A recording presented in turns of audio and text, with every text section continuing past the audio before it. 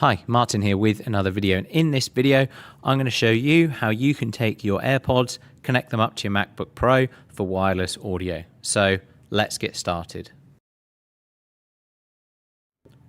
Okay, so first thing we're going to do is we're going to go and click on the Apple icon in the top left, and we're going to click on System Settings. From here we're going to click on Bluetooth, and we're going to make sure that the Bluetooth is on.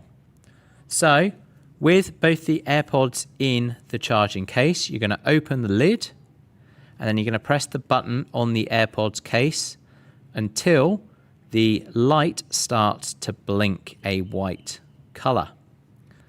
Once you do that, in a moment, we should see the AirPods pop up in our system settings video. Hit connect, and you can now see that my AirPods are connected, and it's showing me how much charge is in my case and then how much charge each AirPod has as well. Now, you should only need to do this once. So now that they're hooked up, each time I come back to my MacBook, I should just be able to connect up my AirPods. Now, if you haven't connected your AirPods to anything else, so say you haven't connected them to your phone or anything, you should be able to come back, pop your AirPods in, and it will stay connected. If you have connected them up to your iPhone or another device since, you may need to quickly reconnect them. The quickest way to do that is probably go to up here to Control Center.